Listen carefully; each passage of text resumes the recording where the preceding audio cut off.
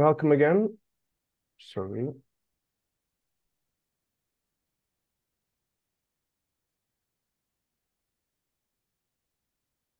Welcome again. I'm Yunus from Cogist, and I will moderate today's talk.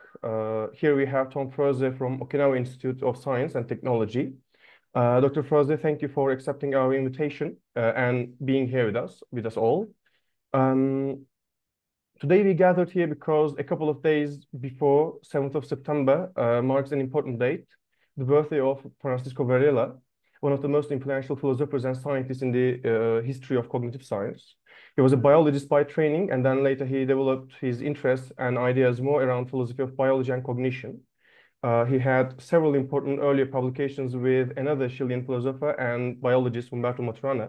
He is one of the earliest proponents of embodied cognition and one of the founding figures of the research strand enactivism. He challenged the traditional ways of thinking about mind and life and tried to incorporate life as experienced either via phenomenology or Buddhism into biology and cognitive science. He proposed neurophenomenology as a novel research program to potentially solve the centuries-old mind-body problem. Among many others, his book, The Embodied Mind, which he wrote with Evan Thompson and Eleanor Rosch, has been one of the most impactful books in the history of cognitive science. Sadly, he passed away on May 28, 2001.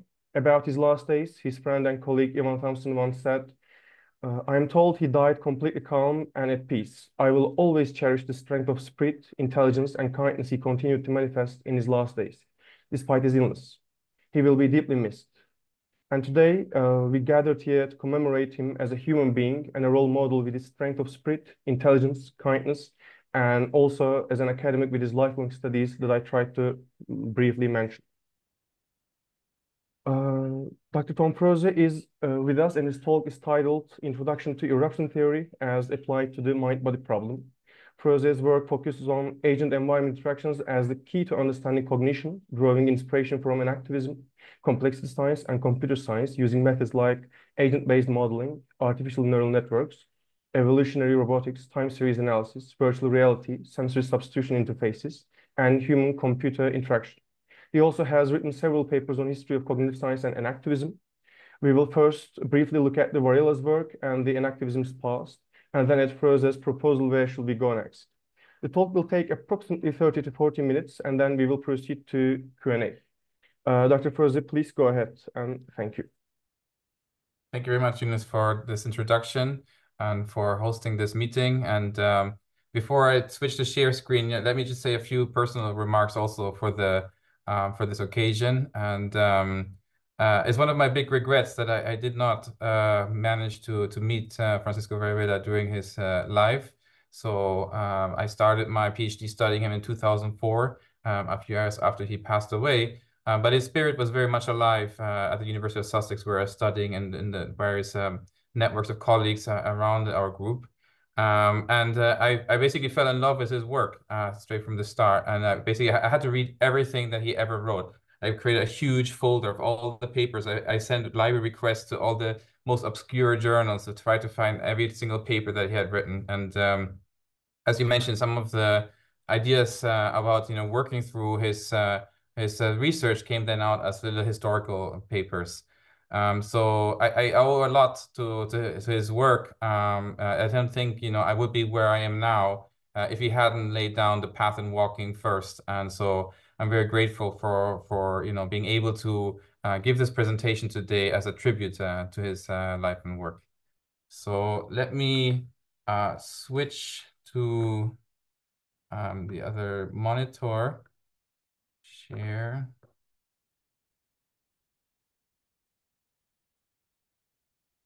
There we go.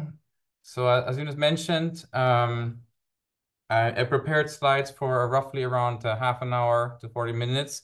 The idea is to take us to some strands of Varela's work that speak directly to where I think we should go next. And I hope to convince you that it might have been a direction that Varela himself also would have been pursuing. And that's something that I'll be very keen on discussing with you at the end, where you see this as a continuation or potentially as a deviation. are there points of contact or maybe also of conflict between the positions? I think that would be a very rich discussion to have at the end. So I spent most of my time going through his work, and then at the end, I will basically just frame a little bit of where I'm taking things. Okay, so starting. So just a brief word about our group here. So I'm the head of the Embodied Cognitive Science Unit at the Okinawa Institute of Science and Technology, the Graduate University. And basically the kind of scientific mission is to study the mind, as if interaction matters, and matters in all respects. So that means having a body, being in an environment. That means having an environment in the human case that's also social and cultural and technological and everything. So sometimes we joke, but it's just only half joking, that we need to understand everything, okay, from the physics of the body to the sociology of our life world, right? And consciousness and everything else. So studying the human mind is one of the most challenging, but also most fascinating topics in science. And basically it requires interdisciplinary, cross-disciplinary, multiscalar approach. And so we have both empirical and theoretical strands of research in our unit trying to integrate all these lines together. So for today, I had to make some painful choices about what part of Varela's work I should be focusing on. And while I was trimming things down, I really started feeling the need of almost writing a book about it, all this work. So who knows, stay tuned. Maybe one day I will just write this all out, from the beginnings of his work in the 70s to where we are now. So just to kind of briefly mention the things I'll be skipping his work with Maturana, the autopoietic tradition in the early form.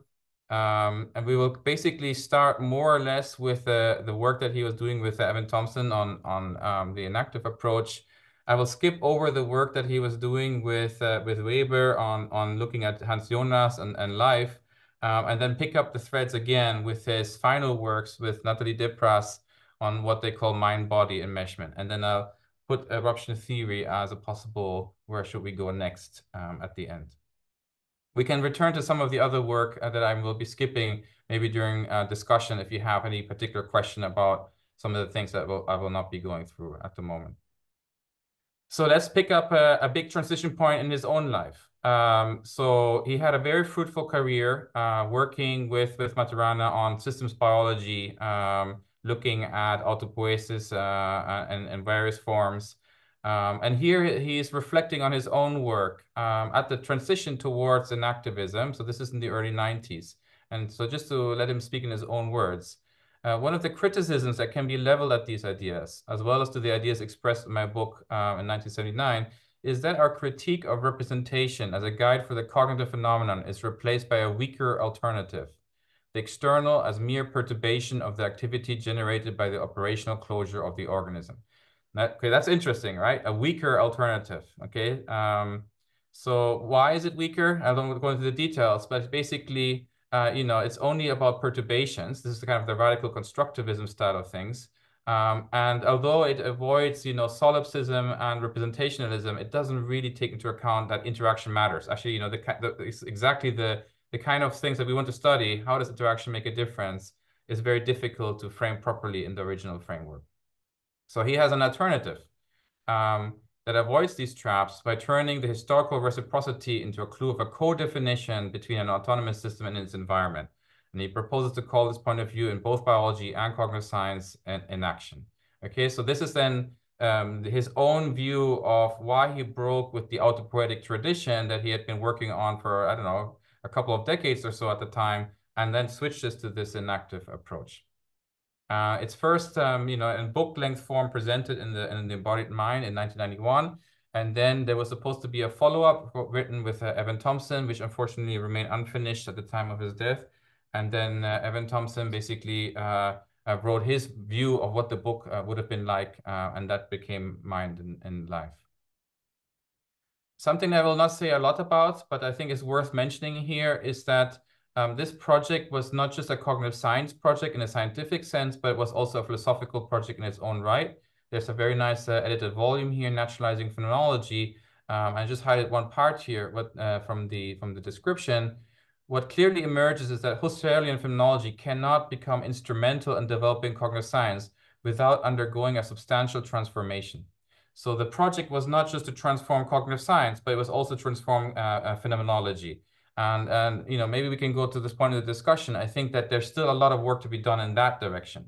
I was recently talking with some phenomenologists at a workshop, and I'm pushing them a little bit to see whether we can open them up a little bit outside of their transcendental attitude towards, a true alterity coming from the world that would be more aligned with science practice, maybe. And there was some resistance. I was curious to find out. So this is also something that, could still be revisited. Okay. So the mind-body problem. Okay, the mind-body problem is one of the things that interests Francisco Varela since the beginning of his, thinking, even as a young man, until the end of his career. And we find it in various different versions along the way. But perhaps the most well-known version is his proposal for a remedy to the hard problem of consciousness, as it was proposed by Chalmers in the 90s. And so, very interestingly, he starts his abstract on this in the paper by saying, "I claim there is no theoretical fix or extra ingredient in nature that can possibly bridge this gap." Now, that's a very interesting starting point. There's no possible solution to this gap, and we will come back to this. So, what is his proposal then? His proposal is that the phenomenological accounts of the structure of experience and their counterparts in cognitive science relate to each other through reciprocal constraints. And there are different versions of this in his work. But one version is that we should take first-person experience into account when thinking about this problem. And that was where most of his effort was placed. How do we get a disciplined first-person perspective as part of the debate? Now, one of the self-criticisms that he considers in this article, and which I think is an important one, is this one. Still, is this not just a fleshed-up version of the well-known identity theory, or at least a homomorphism, between experience and cognitive neuroscientific accounts? Not really, since I'm claiming that the correlates are to be established, not just as a matter of philosophical commitment or physicalist assumption, but from a methodologically sound examination of experiential invariance. Okay, this is where the phenomenological method comes in. And then he claims it would be missing the point to expect from the neurophenomenological approach some completely new insights into empirical mechanisms. Now, this is very fascinating. Okay, so like when I overlooked this part many times. I don't know how many times I read this article, but I never really, focused on this. But, like one of the, let's say, the ongoing debates in neurophenomenology is why hasn't it had a bigger impact than what people expected, right? Like, so contemplative neuroscience is, thriving in its own right. First-person experience is being discussed, but let's say neurophenomenology as a project of reciprocal constraints of the sort that he envisioned didn't really take off, apart from some, well-cited key examples. So why not? And it's interesting here that he explicitly says that the ambition was not to generate new insights into empirical mechanisms. Okay, well, if that's the case, then why are we surprised that the neuroscientists were not jumping up in joy? If you're gonna do all this work of training people like Buddhist monks to like reflect, first-person experience, but you're not supposed to expect any new insights into empirical mechanisms, well then, why do all the extra effort, right? So I think this is like a tension that we will see recurring again in his work, where on the one hand, there's a desire to push forward and to make room for the mind, such that mind really matters. But at the same time, a kind of self-undermining move where it says that actually, we shouldn't really expect this to somehow change nature in a kind of fundamental way.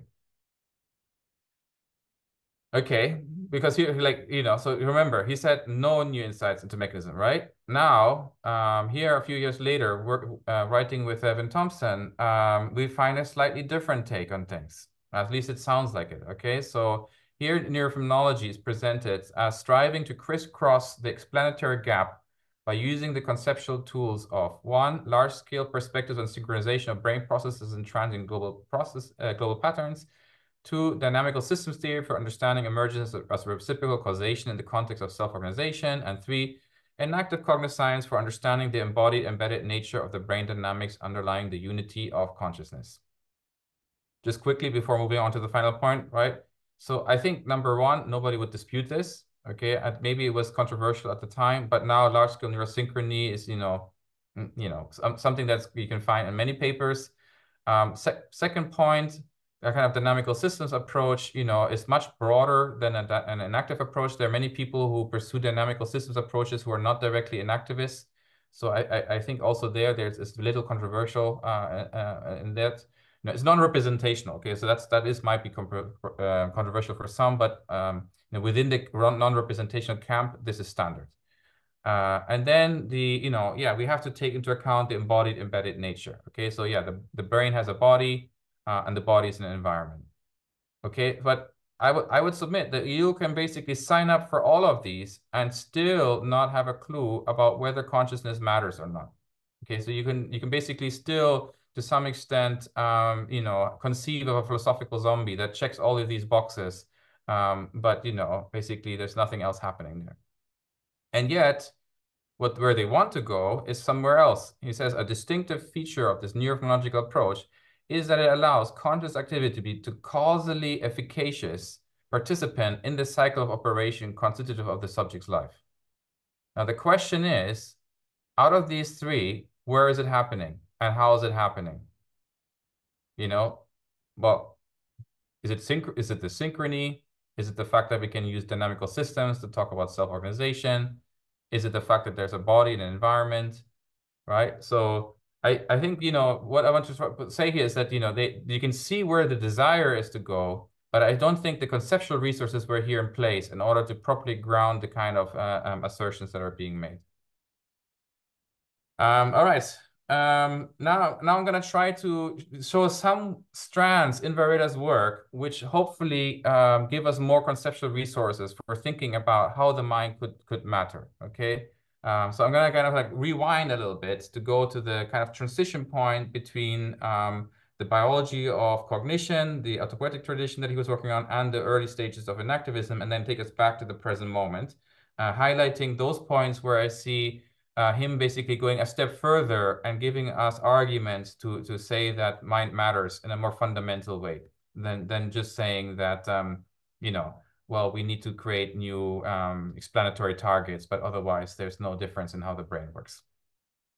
So, and one more point. So actually, in a a paper that recently came out in the special JCS issue, Journal of Consciousness Studies issue, we also quote some early notes of his that were unpublished, but probably come from the 70s, where he's already thinking of meditation practice, not just as a way of generating better insights, so it's basically phenomenological description, so to speak, but actually as a kind of counter tendency to the habituation of the brain. So he even calls it an unnatural thing. So it goes against the nature of the body, like, sitting meditation practice. So I think this strand of, and it's unpublished, it's interesting. He didn't dare publish something like that, but it was on his mind that, there might be things about consciousness that actually push back against the natural tendencies of the brain. Okay, so this goes all the way from the 70s up to his final works. But it's somehow in the background, so it takes a little bit more work to excavate them. So I will take us through it. So this is from the 80s, a nice little paper called the Creative Circle, I think, that you can find his kind of like echoing this Zen Buddhist notion of not one, not two. He says that the world should have this plastic texture, so malleable texture, neither subjective nor objective, not one inseparable, neither two inseparable, is fascinating. It points both to the nature of the process, which we can chart in all of its formality and materiality, as well as to the fundamental limits about what we can understand about ourselves in the world. And this is interesting, that the fact that there are limits, okay? So usually, the ideal vision of science is somehow that we can attain complete knowledge, okay? Whether it's about the world or ourselves. But this kind of strange, neither subjective nor objective, points to other kinds of possible limits for what we can know. And I'm going to go back to these limits later and unpack these a bit more. But I think this is a really important point that, what should be our ambition? Maybe our ambition should be actually to uncover where the limits are in order to make progress. Okay, a bit later, this is the reenchantment of the concrete paper, another really great paper of his, where he basically has this example of, You're walking around super relaxed, the world just flows by, and then you notice that you don't have your wallet in your pocket, something like that, right? And in that moment, suddenly your entire world shifts, your heart starts racing, you reorient your attention and so on.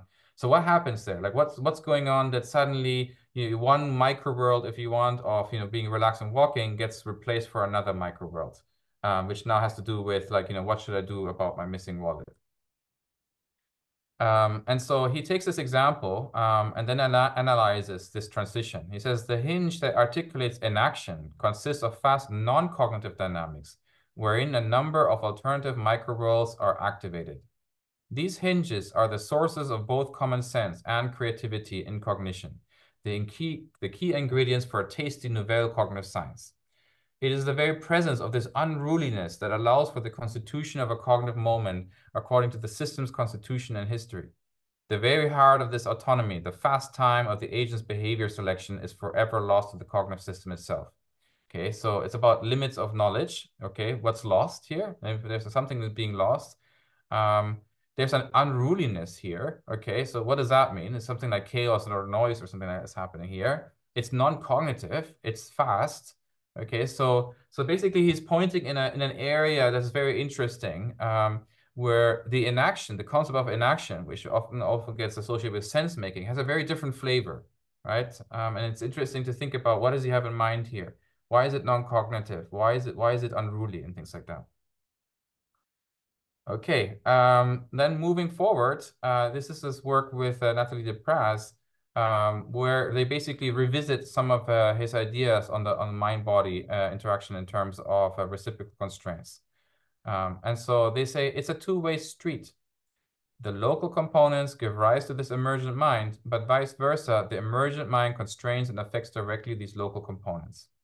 Epilepsy is, of course, a good example of local properties, the local currents leading to a global state, the crisis in a lawful manner. This is like the order parameters and things like that. But we were also able to find for the converse, if a patient engages in purposeful cognitive activity, such as recognizing a visual form, we could see changes in the detailed attributes of the local epileptic dynamics. And they don't specify here exactly what those look like, but the idea is that it's not the lawful emergence, but something else, right? So we can think, it's the unruly stuff. What's happening here is the unruliness of cognition somehow impacting the system. And so, yeah, here is a kind of empirical example, since they were working with patients with epilepsy and studying their experience very carefully, where we can see that, he was already looking at some data to think about what this could mean in practice. But theoretically, here's their proposal, to support the efficacy of the conscious mind. The dualism of mind and matter as forever apart merges into a new conceptual space. Our minds are enmeshed in multi-level causalities in the material basis of our bodies, just as much as this organic basis is the substrate from which our mind can be said to emerge. And then, importantly, a purely one-sided emergent view that deprives experience of its active dimensions is bound to negate its understanding as a mere epiphenomenon, okay? And this is, I think is key, actually. There's a lot of my work comes from this very point. So if we want to uphold science as a way of gaining knowledge, then that comes with certain criteria for the normativity of its practice, which means that we should sort the good evidence from the bad evidence, and all this kind of stuff. We don't need to unpack it here, but basically it's a normative project. So in the end, if we don't have any room for normative conditions to make a difference to how we behave and choose and so on, then basically we've just undermined the entire project of science. And so we have to be very careful with what we say here. If we relegate everything that's qualitative and normative and experiential, like, even observations for that matter, to something that is purely epiphenomenal, basically it's a self-refuting, statement. Still, just because that's self-refuting doesn't mean we know what the alternative is, right? And that's still what some of the work has to be. But they introduced this new concept here for the first time, which is this enmeshment. What do they mean with the mind and body being enmeshed in causal terms? Here, the notion of reciprocal constraints between the brain experience can now be more precisely presented by exploring the nature of mixed objects as such. Okay, this is enmeshment now, mixed objects, okay? This means that in the study of mind, any phenomenon is understood from the beginning as a mixed object, as if the real is also a delicate balance between two avenues of discourse. So it's not just epistemological, it's not just language, this is like ontology, basically. This balancing act of traversing the route of naturalizing and the route of experientially phenomenologizing is both possible and productive. It requires the hard work of exploring with precision and discipline the potentials in specific domains. And I really like this point. I think this is actually where most of the work is bound to happen. We basically have to adopt an attitude that allows us to recognize that different domains of phenomena in an ontological sense, different regional ontologies, if you want, sometimes have properties or characteristics that are specific to that domain and do not appear in other domains. And so in that case, if we want those domains to have efficacious relationships with other domains so they can make a difference to those other domains, something will get lost in translation just by definition, because these specific properties cannot be directly translated into other properties. So I'm completely agreeing with the approach here. Now let me see. One last Varela quote here, and then I will shift to my own work. Okay, just to wrap things up. Here's the phenomenology of embodied action a little bit in the way he conceives it. And I just wanted to introduce one more notion here that fits into this general ballpark, which is that of breakdowns. Okay, so the transition from being relaxed and walking to being in a panic about your wallet can be considered as a breakdown. And he says, within the gap during a breakdown, there's a rich dynamics involving the concurrent sub-identities and agents. And he has here, I think, Minsky's Society of Mind in mind. This rapid dialogue is invisible to introspection. Okay, so this breakdown after an intention, then leading to an action, to some extent, can be thought of as the core architecture of eruption theory. And so what I call eruption basically is a way of talking about breaking or bursting from the Latin, rompere. Okay, so I'm basically taking that kind of notion. I also echoes Ashby's ultrastability in the breaks there, and so on, but that's another topic. But basically, the notion is of something being broken. Something is breaking. There's a breakdown which has to do with different regions, making an impact on each other. Okay, right. So now switching to contemporary terms. So that's Varela's contribution. We can see there's a rich body of work there that's a little bit less discussed, but there's lots of concepts there that, for interested philosophers, I think there's lots of fruitful work to try to, clearly, crystallize out a little bit more about how all of that hangs together. And now here's my proposal, for how to make sense of it, okay? So let's look at the mind-body problem again. First, something that is not so clear sometimes, but I think we should very clearly keep in mind is that when we talk about consciousness, there are really two aspects that we can talk about. And I'm taking inspiration here from Peter Godfrey Smith's lovely book, Metazoa, which is that consciousness can be understood as in terms of agency, of making a difference behaviorally. Also, it can be understood in terms of subjective experience or subjectivity. Now, these two things are not the same. Agency, we can bring in, of course, you can act for reasons that include experiences, but that's kind of like I say that the, mind to matter kind of direction, where subjective experience is the other direction around, right? It's like from the world to your mind. Okay, so we need to keep clear that consciousness involves two kinds of relationships. Point number two that is important is that consciousness in both of these forms is physically unobservable. I'm not talking phenomenologically, right? When you're in front of another person, you see them as a minded, intentionally acting person. But I'm talking about, what can we measure? If I take some kind of instrument, what can I actually measure? And here's Thomas Fuchs in his book, In Defense of the Human Being, putting it this way. No matter how closely we examine the processes in the brain, they inevitably remain external or opaque to us. Nowhere does something like subjective experience emerge. The level of human deliberations, reasons, motives, and intentions simply does not appear in the calculations of physical laws. Likewise, their effectiveness remains physically unobservable. Okay, and this is very uncomfortable to think about this, right? But if anybody were to look in our brains, they would not see nothing but, some sort of like, spongy matter. Okay. They wouldn't see our experiences. They wouldn't see our intentions. There would be like, wet stuff and electrical stuff and, basically the world of physics. Okay. At a complex level. So, how are we supposed to think about that, right? But in my point of view, it doesn't help to try to somehow inject into that a representational account and then saying, oh, but that electrical activity over there, that's your intention or that's your experience. Okay, that's just maybe it makes us feel better to say like, oh, we now we found it, it's there it is. But we're basically throwing out everything about experience that makes experience special or consciousness special if we make this kind of simple identification. So I think it's much more important to be, clear about the domains, okay? The specific properties of the domains. In the material domain, we do not see these kinds of properties. Okay, you can go in any kind of neuroscience lab and, confirm it for yourself. We don't see them. And it's better to keep, this tension in mind because we do have another point of view, which is our own first-person point of view. But it's really important to keep in mind that we cannot measure this like we measure other kinds of properties. Third kind of point, so this was about unobservability. Third point is about unintelligibility. Okay, here's Hutto and in his radical enactivism saying that what is left out by adopting such an exclusively physical view of things is the possibility of describing the character of experience, the phenomenology problem, and the possibility of having an intelligible understanding of how experiences can be understood in such terms, the metaphysical problem. So he's talking about the higher problem of consciousness here. So he asks, can consciousness be made intelligible in terms of something else, like neural activity, let's say? He says, I argue that it cannot, not even in principle.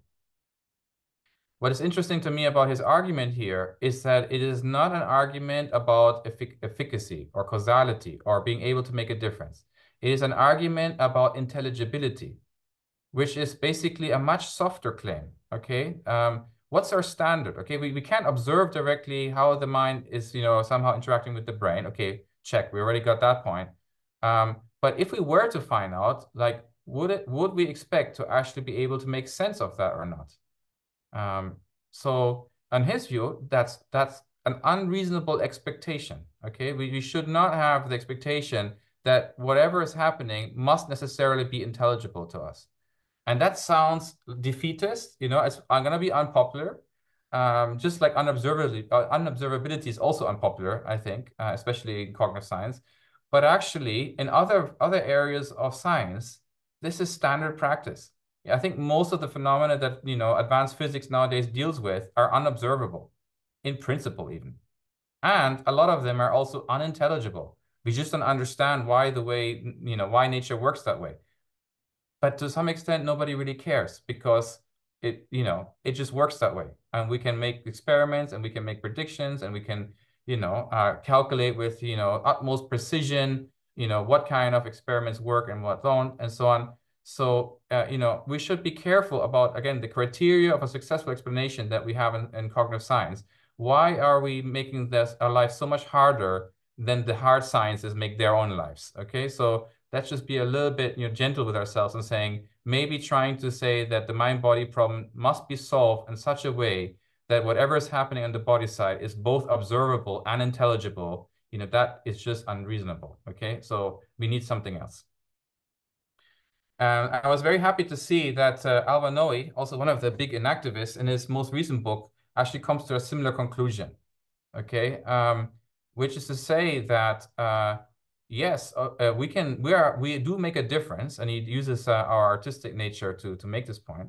But, it doesn't mean that we can understand that, okay? So he says, we are, for ourselves, like artworks, beings whose nature refuses to be known, but whose being unfolds in the activity of working to know and see. Okay, I love this. So basically, yeah, mind makes a difference, but that doesn't mean that, we can totally intelligibly understand how it makes a difference. Okay, and that might actually be a positive characteristic of our very nature, the fact that we cannot be completely determinedly understood. Okay, now, moving on to eruption theory, I'm going to put a few visuals on display to kind of motivate it.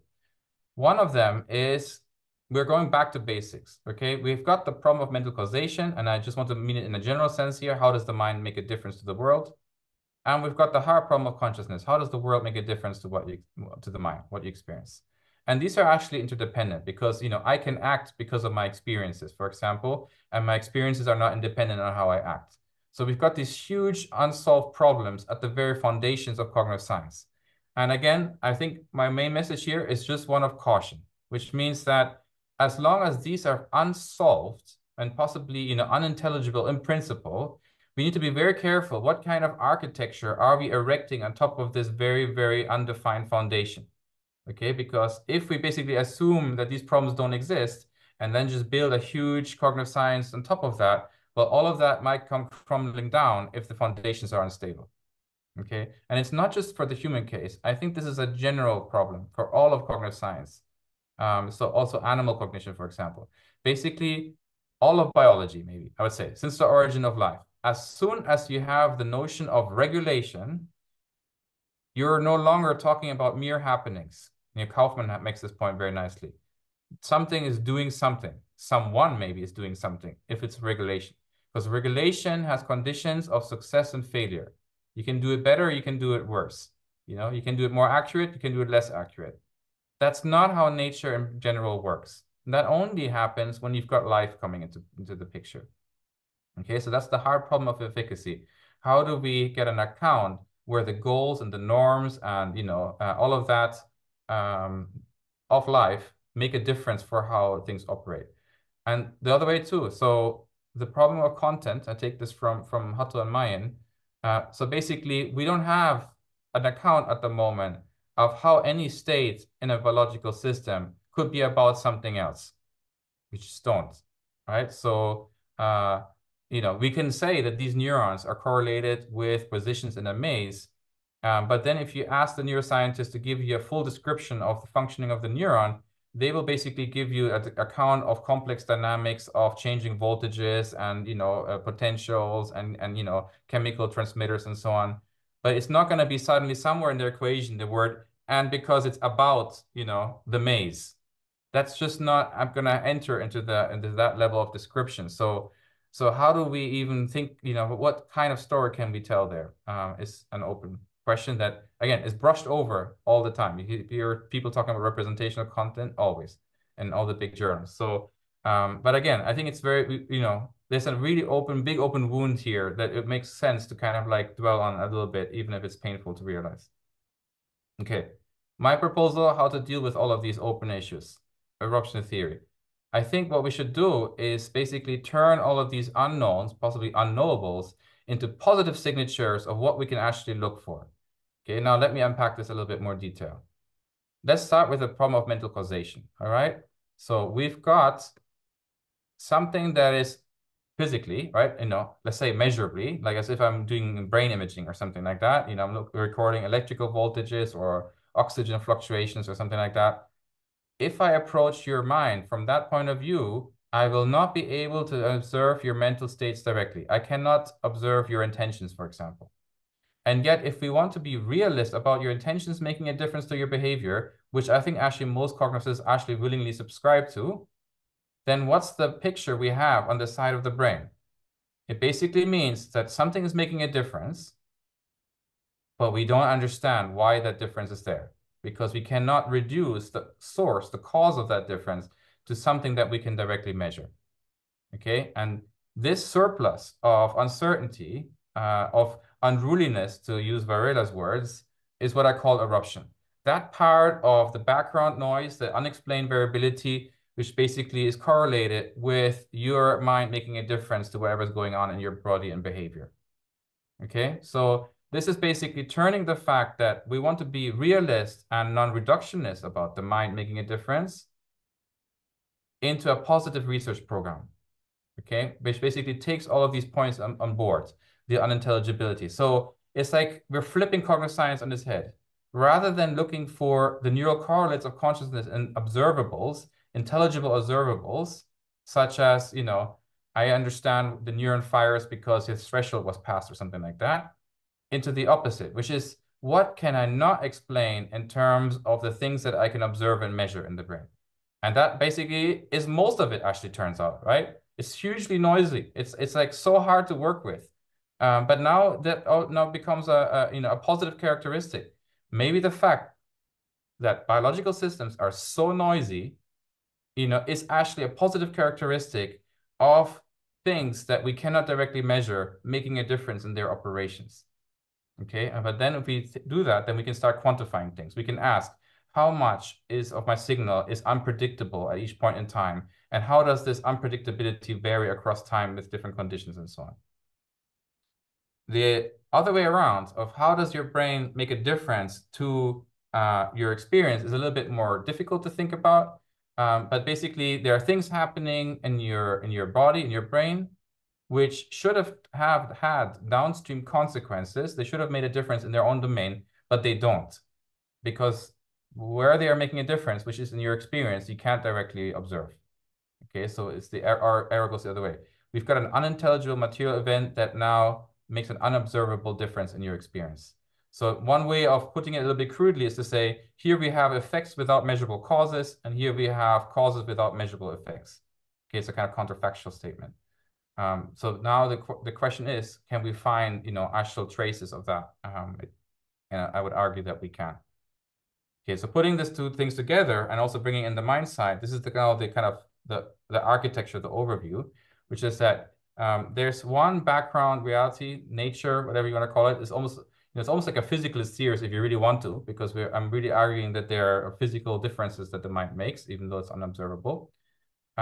We've got one arrow which goes from the mind to matter, to body and behavior, but something gets lost in translation. Okay, and we can actually relate to this intuitively. If I want to move my finger, like famous limit experiment, when I feel the urge, okay, now I felt the urge to do it.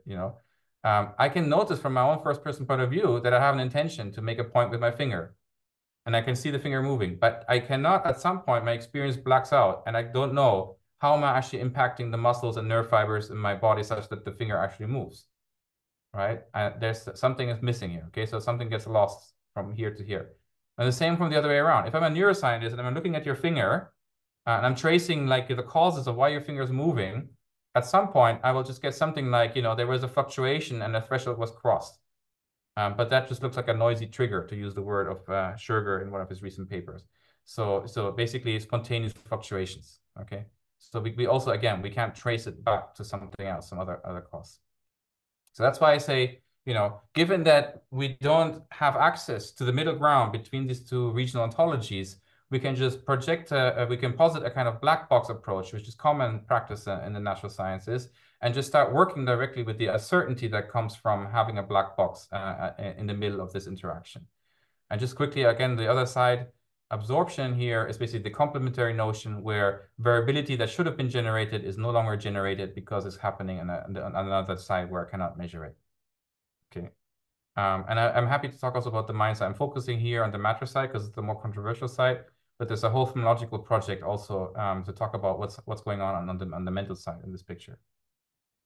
So then this is the kind of general principles that I want to put forward. We can save a lot of the work that's been done on the biology of autonomy in terms of individuation and precariousness and self-production and all of that. But now basically take these kind of like vague notions of breakdowns or unruliness or fast and non-cognitive dynamics and so on, and give them a specific definition as eruption, which is basically that portion of unexplained variability which comes from your mind making a difference. That probably is a relatively small proportion overall, otherwise we would have already noticed it. But the body is basically set up to amplify small fluctuations, okay? It's at the edge of chaos, if you want to put it that way, or you can say it's self-organized criticality, scale-free phenomena, all kinds of things. But basically, it's an amplification system. So we've got that already. Oops, sorry. And then the last point is self-optimization, which is that there's some process that takes this, unruliness, the eruptions, and does useful work for them. And so we've got another line of research that I'm not going to go into here, showing that these basically serve as resets. And if you have resets and habituation and tendencies and so on, the system will over time basically self-optimize its interaction patterns. Now, just a couple of slides of empirical data, and then I will finish. This is one of a famous paper coming from Francisco Varela's lab in Paris, where they use large-scale neurosynchrony to look at the emergence of conscious perception. And famously, they found that there's an increase in phase synchrony, around 200 to 300 milliseconds after a meaningful stimulus, and that was very, very exciting. But what's less discussed is that there was a dip before that, and that actually maybe the largest effect here is actually a desynchronization event. So what's going on there? Why desynchronization, right? And I was talking with Evan Thompson about this, and he reminded me that Varela did have a notion of phase scattering, to think about this as the kind of active transition between different cognitive moments. And so I think that this is something like now that we can theorize that to some extent, this is absorption. Synchrony is a reduction of variability. There's a reduction in the degrees of freedom of what the system does. And this is phase scattering is the opposite. It's basically an increase in unexplained variability. So we've got both aspects, absorption and eruption, already in this very simple perceptual example. And let me skip over that. We're applying this to our EEG hyperscanning work to kind of make sense of some of the results coming out of that. And okay, so where next? There's an opportunity to move cognitive science beyond mind-body correlations such that it can answer why the data is the way it is. To do so, we need to properly distinguish between mind and body in a way that respects their respective specificities. Acceptance of the reality of the specificities entails an irreducible aspect of mutual unobservability and hence unintelligibility. This turns out to be a scientific advantage. We can measure the traces of conscious efficacy in the body in terms of eruption and absorption. Just to give Albanoy the last words, he says, there are no tests we can run, no brain scans we can study to get to the bottom of ourselves. We are aesthetic. We are works in progress. This is surely one of the reasons why cognitive science tends to remain not exactly immature or unfinished, but really, in a way, not yet even begun. I suggest eruption theory offers an opportunity for this new beginning. And with that, thank you very much. Thank you. This wonderful talk, Tom Froese. I think we can proceed to Q&A. I think just to prevent any confusion, before asking any question, could you please raise your hand using the reaction button down below in the Zoom screen, or if no one is speaking, then you can jump right in. I don't know. That might also be a good idea. There is a hand. I think Ufuk was first, if I'm not mistaken. Go ahead, please, and then Michael. Thank you for your talk. By the way, can you hear me? Yes. Yeah, okay. Great talk. Thank you for your talk. I have a question about the concept of unintelligibility. When you talk of unintelligibility, are you in the same line with, Colin McGinn's Mysterianism? Yeah, I should look at that more carefully. It's been, I'm not sure if I'm on the same track or not. But if he's a realist and non-reductionist about the mind making a difference, then possibly. But I mean, yeah, of course, I'm not sure if I want to call it Mysterianism. It sounds like defeatist, but yeah. Well, I mean, he accepts the existence of consciousness, etc. But he comes to say that our cognitive limits eventually won't let us understand what consciousness is. Yeah, I don't think I agree with that. I think my proposal actually goes in a very different direction, which is that it seems to be starting to turn into a general framework for multi-scale emergence. So actually now I'm seeing it all over the place. For example, talking with Mike Levin about this, how should we think about the relationship between a cell and a multicellular organism? Okay, so how does the multicellular organism as a whole impact on the individual cell in such a way to change its behavior? And how do the individual cells integrate their behavior such that they give rise to a coherent whole? I think the interruption theory framework can also be fit into that, which is basically from the point of view of the cell, there are things happening which basically don't make sense from its limited point of view. In principle, it can never understand, step out of itself and see itself inside the whole. And that means that from its point of view, when there's regulation happening from the top down, that basically will just look like some kind of, unexpected transformation of its landscape, right? So in that sense, there's a lot of work that I find now that actually we understand more rather than less. And it has to do also with the last point that I was making on this slide, that I think we can start to answer why questions in a very nice way. For example, let's going back to the case of neural synchrony. Why should we think that neural synchrony is a signature of the brain making a difference to experience, apart from just correlational reasons, right? And there's a few things that people put forward, like information flow, the binding problem, solving the binding problem, and so on. But now one way of looking at this is that basically synchrony is one way for thinking about how when you have lots and lots of neurons that could potentially make all kinds of different activities, suddenly don't. And all you have is like, homogeneous downstream activity. Well, that's exactly the kind of signature that we can a priori now predict to be at the heart of emergence into consciousness. And the same is true also for the other direction. So in the case of the lipid experiment, for example, Sugar has a nice paper called What is the Readiness Potential? And basically the whole conclusion at the end is that one fitting way of describing what happens there in the brain is by means of a stochastic accumulator model. So there's all these Brownian motion and state space. And then at some point, very short before you click, there's one of the fluctuations is large enough to trigger the system. And then basically he asked the question, so now anybody who wants to assign this noisy trigger to the agent will have to tell a story of why it is that our intentions show up as an increase in fluctuations.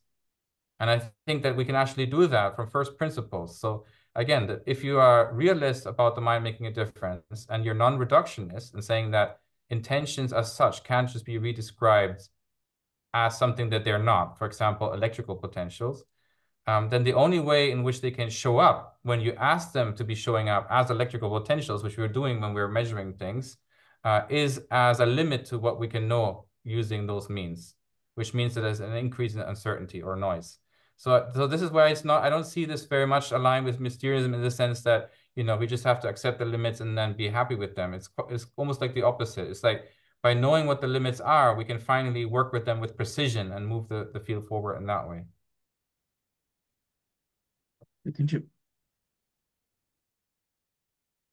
Michael, please go ahead.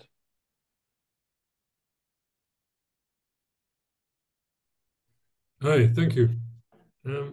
Thank you, Dr. Froese.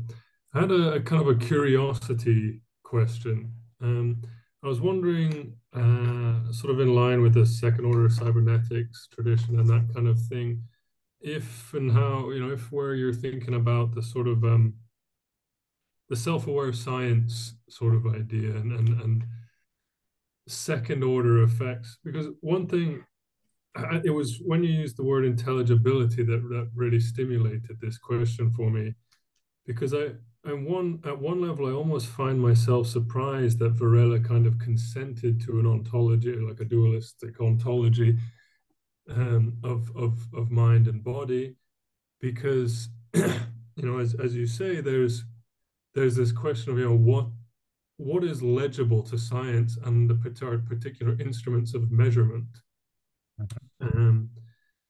And the way in which certain instruments sort of define the domain of possible kind of observables. Exactly, yeah. And so having to be sort of self-aware about the choices we are kind of enacting in deciding to use certain technologies, etc., and the responsibilities of that sort of that come up with that self-awareness. Just kind of curious. Yeah.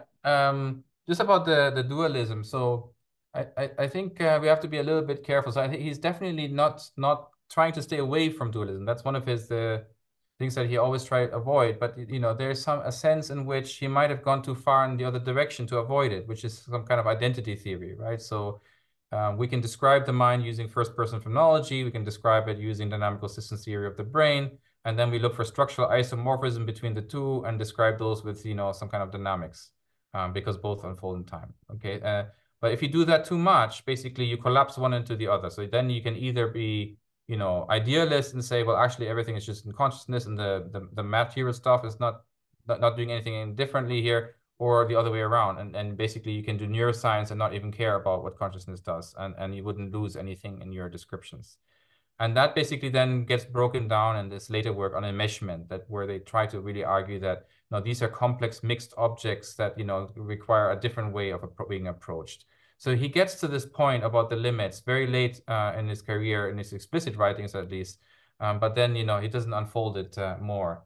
But when you were talking about the self-aware science, I think one other interesting direction of putting all of this, I talked about the cell-organism relationship, but another one is a social one.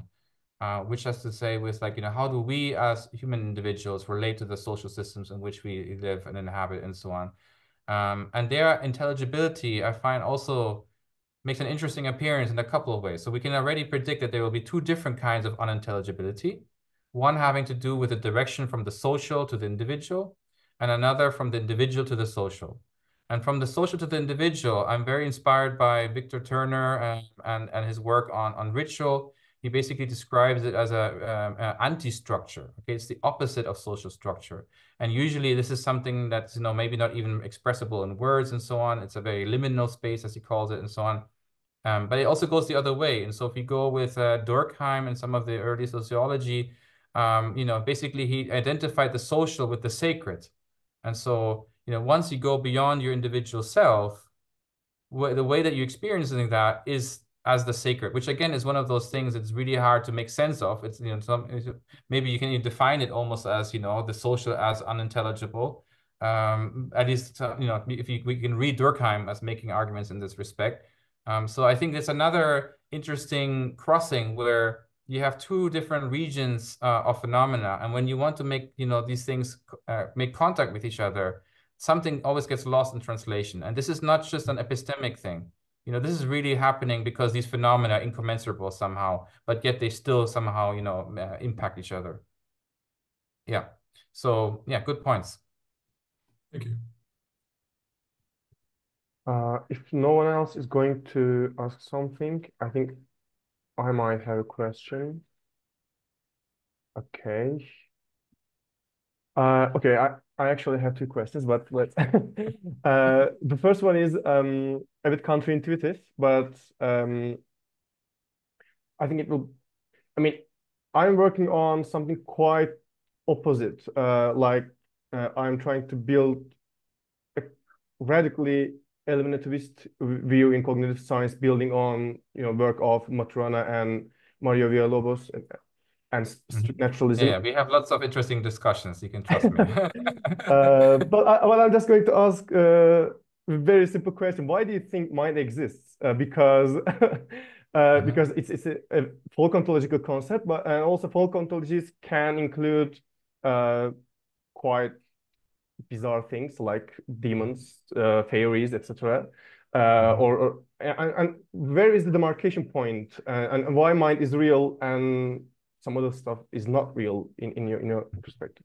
Yeah, it's a good point. Let me think. Oh, sorry, it's late here. Let me just quickly turn on the light here.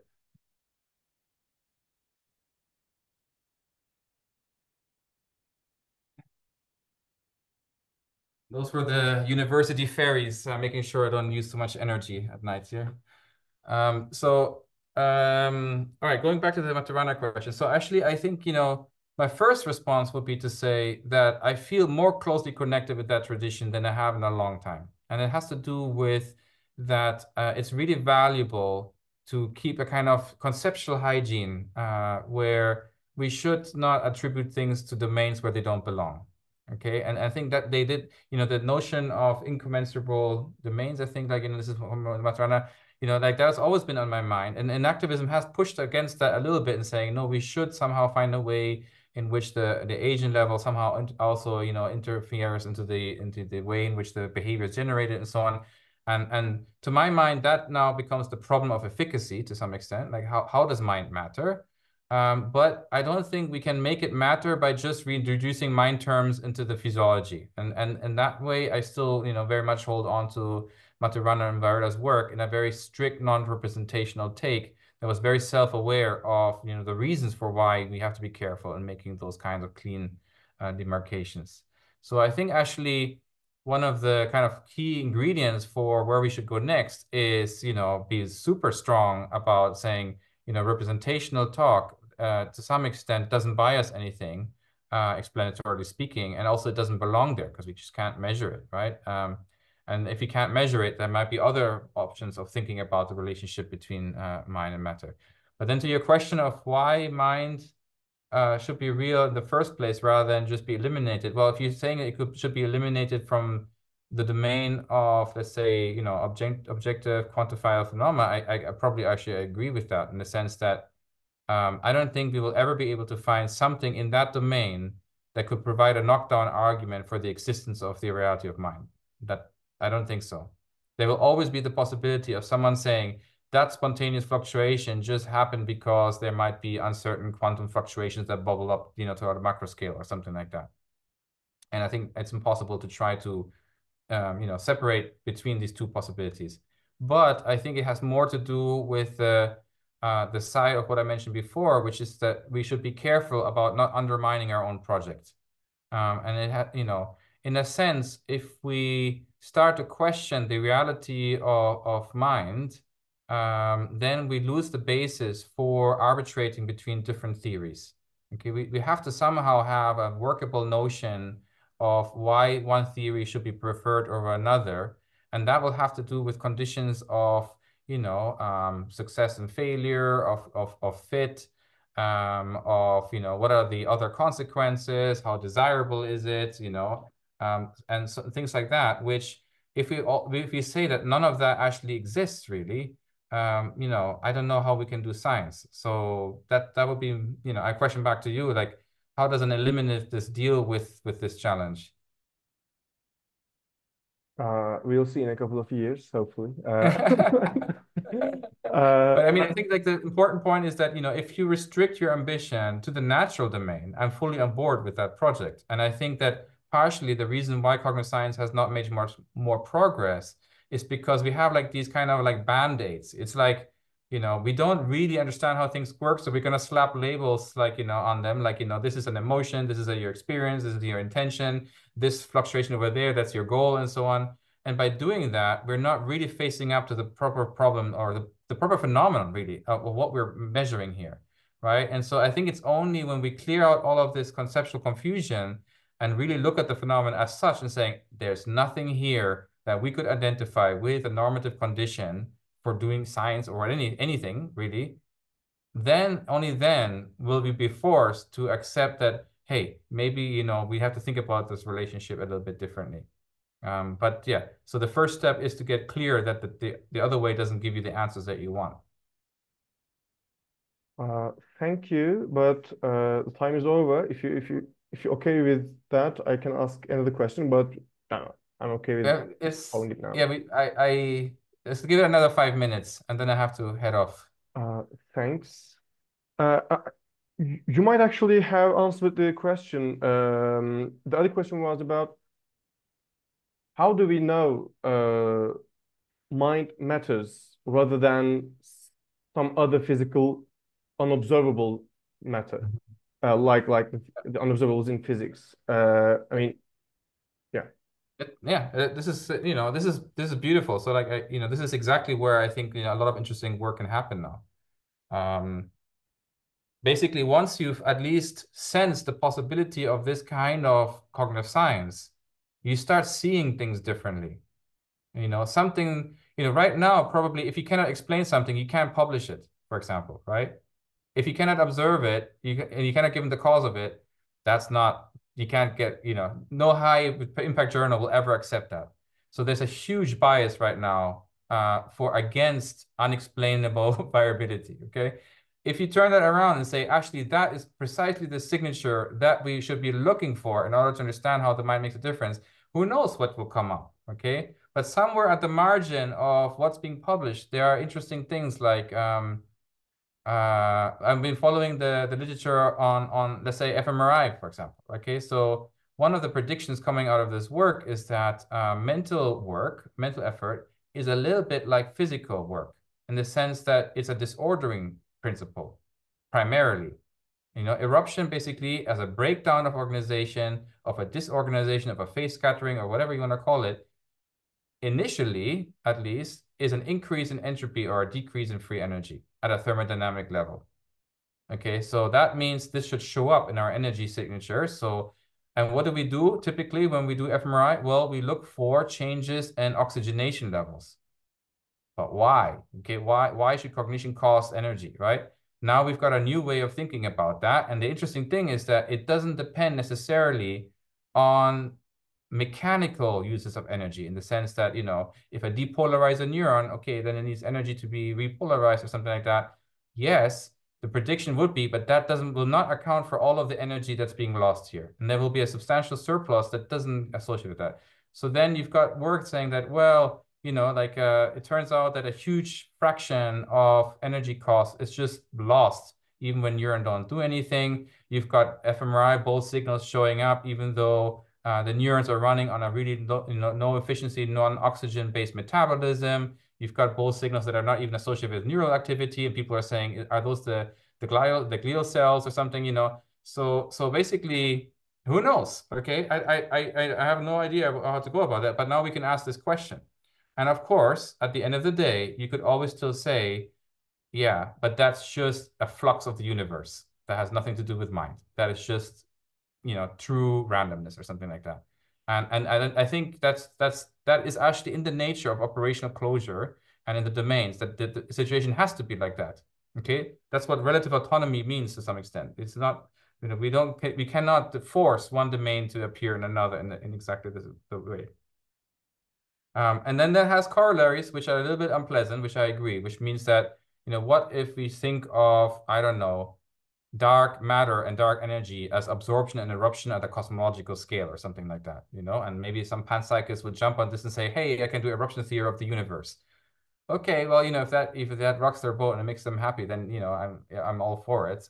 So there could be some philosophical work to be done of like, what is it about the body specifically that seems to be a special case where unexplained variability has this, you know, association in the mental realm, whereas unexplained variability outside the body might not have these kind of connotations. Possibly. And, you know, we might be able to appeal to some, you know, traditional notions of self-production and non-computability and, you know, whatever, recursion and things like that in order to make those arguments. And I didn't go into it, but there's a whole line in Varela that could be appealed to here, where he basically thinks of self-production as a kind of fractal, you know, that's intrinsically incomplete and things like that, where that's the kind of signature that we would be looking for. We need a kind of incompleteness at the heart of nature, and it's specifically tied to bodies, through which something like eruptions can basically, you know, make a difference. But yeah, perfect questions. I mean, that's why I like it. You know, that's why, you know, for the first time, I can formulate precise questions coming from a enactive inspired tradition where I can now say, hey, has anybody ever checked the energy budgets in the brain? You know, how much is actually unaccounted for when we think about what kind of energy is used up by neural firing, for example? And, you know, these are, you know, maybe it's not possible to do that in precision right now, but at least now we can formulate some hypothesis, right? And yeah, it sounds very crazy, but then physics is also full of crazy, you know, and people are much more willing to accept that kind of crazy. So, but we're talking about human consciousness, you know, and how that fits into nature. Like, shouldn't we also, you know, be a little bit more, you know, willing to speculate with the crazy? So, you know, I think we have it harder than the physicists in that regard. So, you know, we should at least be able to appeal to the kinds of phenomena that they appeal to. And then it just becomes a matter of scale. Like, you know, we know that there's things happening that are unintelligible at the smallest scales. Just think of the, you know, the transition from quantum to classical. And then there are things that we don't understand at the larger scale, like, you know, the dark matter and dark energy and so on. Or like, you know, other kinds of things like, you know, symmetry breakings of why is there no equal matter, antimatter. Anyway, there's a whole bunch, right? And then about our mesoscale, suddenly we're not allowed to say anything of that sort, and everything has to be mainly almost Newtonian, you know, like as if you're all just cannonballs or something like that. Why? You know, nobody's ever like, you know, done, you know, looked at all the particles in our body and how they behave and whether they really don't have any deviations from the laws of physics. I mean, that's impossible at the moment. You know, we can't do that. And there seems to be almost like an interesting uncertainty principle that the more we squeeze quantitative data out of a living organism, the less like a living organism it becomes, you know? And the more we allow them to express themselves as living, as interacting, as talking, as expressing, the harder it is to get very precise quantitative data. You know, and maybe that's not just a practical issue, but actually an in principle issue. Thank you. I think we can say goodbye now. Thank you again for your wonderful talk and accepting our invitation. It was quite fun for me. Thank you very much for, you know, letting my mind fly. You know, I love these kinds of discussions.